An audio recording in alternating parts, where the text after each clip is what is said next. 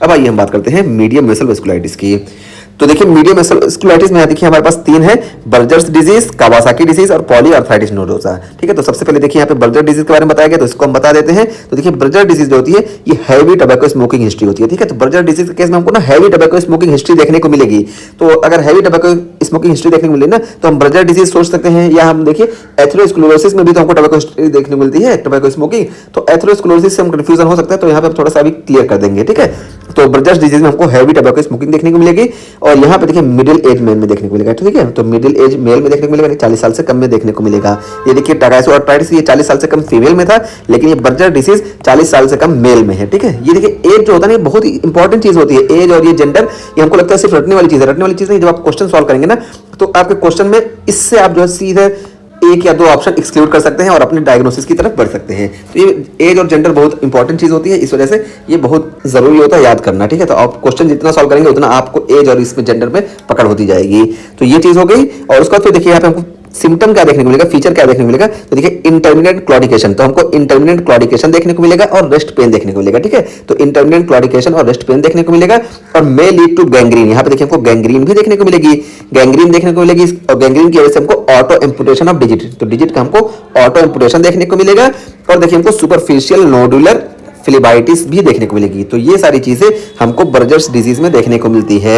और Reynold phenomenon often present, देखिए यहाँ पे जब गैंग्रीन वगैरह होने का चांस है, यानी पेरिफेरल वेसल ज्यादा इफेक्ट हो रही है, तो यहाँ पे हमको रेनॉल्ड फिनोमिनन भी देखने को मिलेगा। ठीक है, तो रेनॉल्ड फिनोमिनन भी यहाँ पे प्रेजेंट होता है मोस्टली। ये हो गया, और उसका फिर देखिए यहाँ पे क्या होता है, segmental thrombosing vasculitis and vein and nerve involvement. यहाँ पे देखिए सबसे इंपॉर्टेंट चीज क्या है, यहाँ पे सिगमेंटल थ्रोम्बोसिंग वेस्कुलाइटिस होती है। ठीक है, और यहाँ पे देखिए वेन और नर्व का भी इन्वॉल्वमेंट होता है। ठीक है, तो वेन और नर्व और आर्टरी तो इन्वॉल्व होगी, तो वेन आर्टरी और सब कुछ इन्वॉल्व होती है इस बर्जर्स डिजीज में। ठीक है, तो ये थ्रोम्बोएंजाइटिस ऑब्लिटरंस में ये तीनों आर्टरी, वेन और नर्व तीनों इन्वॉल्व होती हैं।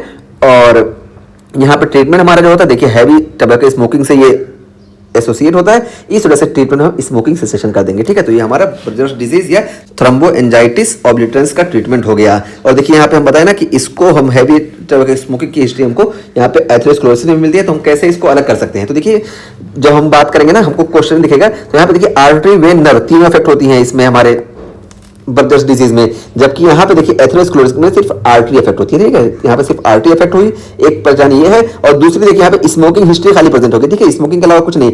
और यहाँ पे जब एथेरोस्क्लेरोसिस वाला अगर केस रहेगा तो यहाँ पे देखिए स्मोकिंग भी प्रेजेंट हो सकती है, अल्कोहल भी प्रेजेंट हो सकता है, और टाइप ए पर्सनालिटी डिसऑर्डर कुछ भी प्रेजेंट हो सकता है। ठीक है, तो स्मोकिंग सिर्फ कंफ्यूजिंग है, और बाकी ये सारी चीजें देखिए सिर्फ हमको एथेरोस्क्लेरोसिस वाले केस में ही देखने को मिलेगा। और यहाँ पे देखिए small to medium vessel effect होती है हमारी बर्जर्स डिजीज में, जबकि एथेरोस्क्लेरोसिस में देखिए लार्ज टू मीडियम। ठीक है, यहाँ पे देखिए स्मॉल टू मीडियम है, और यहाँ पे देखिए large to medium vessels affect होती हैं। इस बेस पे भी हम डिफरेंशिएट कर सकते हैं। और कंफर्मेटरी टेस्ट देखिए यहाँ पे बर्जर डिजीज में हम मसल बायोप्सी करते हैं। ठीक है, मसल बायोप्सी करते हैं, और ये एज देखिए, एज यहाँ पे देखिए 40 साल से कम यानी थर्ड डीके में मोस्टली हमको देखने को मिलता है। ठीक है, तो ये हमारा बर्जर डिजीज थर्ड डीके में देखने को मिलता है, जबकि ये एथेरोस्क्लेरोसिस फिफ्थ डीके में देखने को मिलता है। और ये Buerger disease most common male में होता है, जबकि एथेरोस्क्लेरोसिस ये मेल और फीमेल इक्वल में होते हैं। ठीक है, तो ये चीज हो गया हमारा। ठीक है, तो इस तरीके से हम यहाँ पे एथेरोस्क्लेरोसिस से भी इसको डिफरेंशिएट कर लेंगे। तो ये हो गया हमारा मीडियम वेसल वेस्कुलाइटिस। और यहाँ पे एक चीज और हम बता दें, देखिए एसोसिएट होता है HLA-B5 से और A9 से। ठीक है, तो यहाँ पे ये इसका एसोसिएशन बता दिए। तो इस तरीके से हमारे ये बर्जर डिजीज का टॉपिक कंप्लीट हुआ।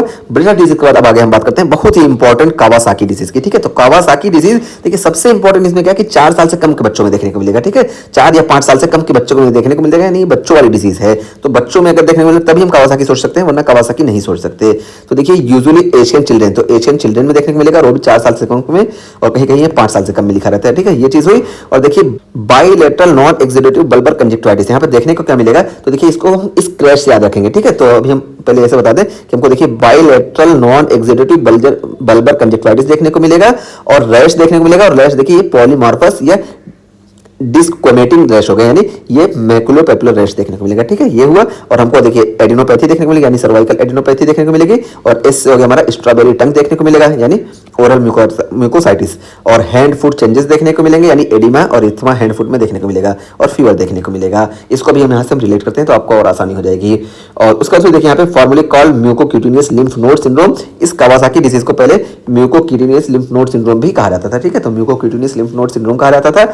और देखिए crash and burn on a Kawasaki, तो crash and burn on a Kawasaki से हम इसको याद रखेंगे। तो देखिए सी से हमारा हो गया ये कंजक्टिवाइटिस, और आर से हो गया हमको रैश देखने को मिलेगा, मैकुलोपेपुलर रैश, और ए से देखिए हमको एडिनोपैथी देखने को मिलेगी यानी सर्वाइकल लिम्फ एडिनोपैथी, और एस से देखिए हमको स्ट्रॉबेरी टंग देखने को मिलेगा, ये स्ट्रॉबेरी टंग बहुत इंपॉर्टेंट फाइंडिंग है, और एच से देखिए हमको हैंड और फुट में परेशानी देखने को मिलेगी यानी यहाँ पे हमको एडिमा और इरिथमा हैंड और फुट में देखने को मिलेगा, और बर्न से याद रखेंगे कि यहाँ पे ये गर्म होता है यानी फीवर हमको देखने को मिलेगा, ठीक है, और ये कावासाकी डिजीज में देखने को मिलेगा।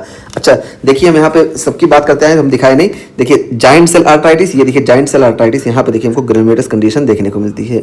देखिए जाइंट सेल आर्थराइटिस में हमको देखिए फोकल ग्रेनुलोमेटस इन्फ्लेमेशन देखने को मिला, और ये देखिए ये हमको देखिए टकासो आर्थराइटिस में ये देखिए हमारे जो है ये वेसल्स अफेक्ट हो गई, और ब्रजर्स डिजीज में ये देखिए यहाँ पे देखिए हमको गैंग्रीन देखने को मिलता है, ठीक है, तो ब्रजर्स डिजीज में देखिए हमको गैंग्रीन देखने को मिलता है, और उसका फिर हम यहाँ पे स्ट्रॉबेरी टंग देखिए ये हमको देखने को मिलता है कावासाकी डिजीज में, ठीक है, तो कावासाकी डिजीज में हमको स्ट्रॉबेरी टंग देखने को मिलता है। ठीक, तो ये हमारा कावासाकी डिजीज लगभग पूरा हो गया। अच्छा अभी हमारा कुछ बचा है, ठीक है, तो यहाँ पे हम क्रैश से पूरा आपको बता दिए, और यहाँ पे देखिए हम ट्रीटमेंट में आईवी इम्यूनोग्लोबुलिन्स देते हैं, और यही हमारी ड्रग ऑफ चॉइस होती है, ठीक है, और आईवी इम्यूनोग्लोबुलिन के साथ हम एस्पिरिन भी देते हैं, और एस्पिरिन देखिए ये एंटी थ्रोम्बोटिक रोल प्ले करता है ना, जब ये कम में होता है, कितने में, देखिए 50 से लेके अगर हम 350 तक की बात करें तो ये जो होता है एंटी एग्रीगेटिव होता है, और फिर ये देखिए 350 से कहीं 2400 तक, ठीक है, 2400 मिलीग्राम तक ये फीवर और पेन वगैरह में इस्तेमाल किया जाता है, ठीक है, 350 से लेकर 2400 mg तक, और 3 ग्राम से 4 ग्राम यानी 3000 से 4000 मिलीग्राम पर डे अगर इसको इस्तेमाल करते हैं तो इसको हम इन्फ्लेमेटरी कंडीशन में इस्तेमाल करते हैं। तो ये एस्पिरिन की डोज भी कई जगह पूछी जाती है, यहाँ पे हमको याद आया तो हम बता दिए, ठीक है, आपको ये चीज़ हो गई। ठीक, तो हम एस्पिरिन के बारे में बता दिए कि एस्पिरिन जो है यहाँ पे हम इस्तेमाल करते हैं, लेकिन हमारी जो मेन होती है ड्रग ऑफ चॉइस ये आईवी इम्यूनोग्लोबुलिन्स होती है। तो इस तरीके से हमारा ये कावासाकी डिजीज का टॉपिक कंप्लीट हुआ। और कावासाकी डिजीज में एक चीज़ और देखिए, यहाँ पे एंटी एंडोथेलियल एंटीबॉडी पॉजिटिव हमको देखने को मिलती है, ठीक है, तो एंटी एंडोथेलियल एंटीबॉडी हमको पॉजिटिव देखने को मिलती है कावासाकी डिजीज में। और यहाँ पे हम crash and burn on Kawasaki से इसको याद रखेंगे। और अच्छा यहाँ पे देखिए हमको मोस्ट कॉमनली आर्टरी अगर कोई अफेक्ट देखने मिलती है तो ये हमारी कोरोनरी आर्टरी होती है, ठीक है, तो कोरोनरी आर्टरी कावासाकी डिजीज में मोस्ट कॉमनली अफेक्ट होती है। और ये कोरोनरी आर्टरी अगर हम एथेरोस्क्लेरोसिस में बात करें तो ये सेकंड मोस्ट कॉमन होती है, ठीक है, एथेरोस्क्लेरोसिस में पीछे बात करके आ चुके हैं कि इसको हम याद रखेंगे एक कॉपी कैट नेम्ड विलेज। देखिए हम सारी चीज रिलेट करके बताते हैं। तो देखिए ए से होती है हमारी एब्डोमिनल एओर्टा और सीओ से देखिए हमारी कोरोनरी आर्टरी होती है। तो यहाँ पे एथेरोस्क्लेरोसिस में सेकंड नंबर पे कोरोनरी आर्टरी होती है, जबकि कावासाकी डिजीज में हमारी मोस्टली ये होती है कोरोनरी आर्टरी इफेक्ट होती है, ठीक है, तो मोस्ट कॉमन हमारी कोरोनरी आर्टरी इफेक्ट होती है।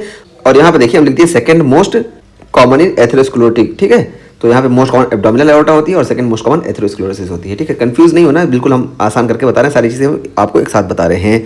और उसका फिर देखिए हम बात करते हैं पॉलीआर्थराइटिस नोडोजा की, जिसको हम PAN बोलते हैं, ठीक है, तो पॉलीआर्थराइटिस नोडोजा। और पॉलीआर्थराइटिस नोडोजा देखिए यहाँ पे हमको फोकल नेक्रोटाइजिंग इन्फ्लेमेशन देखने को मिलेगी, और ये भी देखिए यूजुअली मिडिल एज मेल में देखने को मिलता है, ठीक है, तो पॉलीआर्थराइटिस नोडोजा ये हमको यूजुअली मिडिल एज मेल में देखने को मिलेगा। और यहाँ पे देखिए hepatitis B seropositivity in 30% of patient, तो 30% ऑफ द पेशेंट जो होते हैं ये हेपेटाइटिस बी सीरो पॉजिटिव होते हैं, ठीक है, तो ये बहुत बड़ा इसका क्लू होता है पॉलीआर्थराइटिस नोडोजा तक पहुंचने का, ठीक है, तो हमारे ऑप्शन में अगर हेपेटाइटिस बी सीरो पॉजिटिव देखने को मिल रही है यानी HBS सरफेस एंटीजन पॉजिटिव को देखने को मिल रहा है ना, तो यहाँ पे हम पॉलीआर्थराइटिस नोडोजा बिल्कुल सोच सकते हैं, ठीक है, पॉलीआर्थराइटिस नोडोजा का ये बहुत बड़ा क्लू पॉइंट है।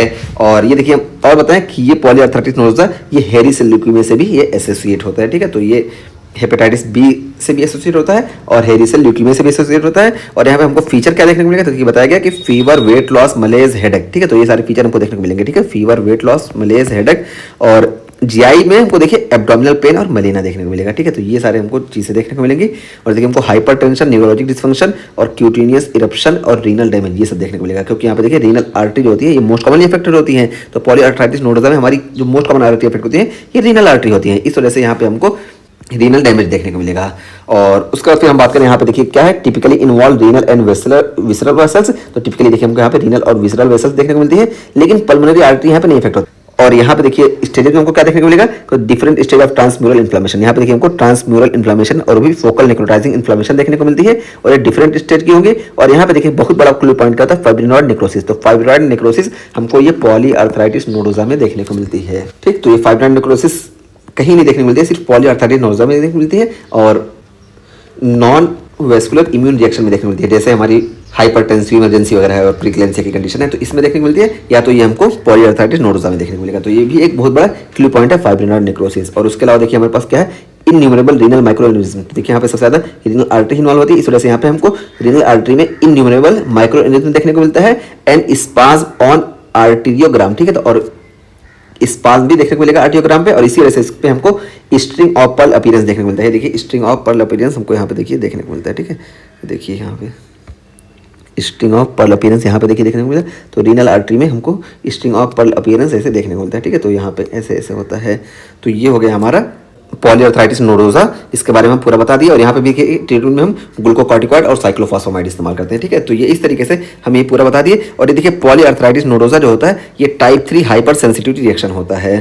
ठीक, तो आइए इसको भी हम एक बार देख लेते हैं। टाइप 3 हाइपर सेंसिटिव रिएक्शन कौन कौन सी होती है। तो देखिए हमारी एसएलई होती है, और यहाँ पे देखिए सीरम सिकनेस होता है, हम लिख भी दें तो देखिए सीरम सिकनेस और शिक टेस्ट, और यहाँ पे देखिए हम लिखे हिनॉक्स कॉलन परपरा और आर्थरस रिएक्शन और रिएक्टिव आर्थराइटिस पॉलीआर्थराइटिस नोडोसा, और देखिए पीएसजीएन पोस्ट स्ट्रेप्टोकोकस ग्लोमेरुलोनेफ्राइटिस। तो ये हमारी टाइप 3 हाइपर सेंसिटिव रिएक्शन होती है। इसको हम यहाँ पे रिकॉल करा दिए ताकि याद रहे हमें, और ये अक्सर पूछा जाता है, इस वजह से यहाँ पे हम इसको पुट कर दिए। ठीक है, तो इस तरीके से हमारा पूरा ये मीडियम वेसल वेस्कुलाइटिस का टॉपिक कंप्लीट हुआ। ठीक है, तो देखिए मीडियम वेसल वेस्कुलाइटिस का टॉपिक कंप्लीट हुआ। एक बार हम यहाँ पूरी समरी आपको बता दें तो देखिए जाइंट सेल आर्थराइटिस होगा, तो देखिए ये मोर कॉमन 50 से ज़्यादा देखने को मिलेगा, और यहाँ पे टाकाइसो आर्थराइटिस अगर होता है 40 से कम फीमेल में देखने को मिलता है, जबकि बर्जर डिजीज देखिए ज़्यादा कॉमन हमको मेल में देखने को मिलता है, वो भी 40 से कम में। ठीक है, इन दोनों के बीच में डिफरेंशिएट मेल फीमेल के बेसिस पे कर लेंगे। और कावासाकी डिजीज देखिए 4 साल से छोटे बच्चों में देखने को मिलता है, और पॉलीआर्थराइटिस नोडोसा ये मिडिल एज में देखने को मिलता है। ठीक है, तो ये बर्जर्स डिजीज मींस ये मीडियम वेस्कुलाइटिस होती है, आप सीधा समझ लें कि ये ज़्यादा मेल में कॉमन होती है, और ये लार्ज वेसल जो होती है ज़्यादा फीमेल में कॉमन होती है। अगर ओवरऑल समझे, नहीं तो देखिए सबके बारे में हम स्पेसिफिक बता दिए।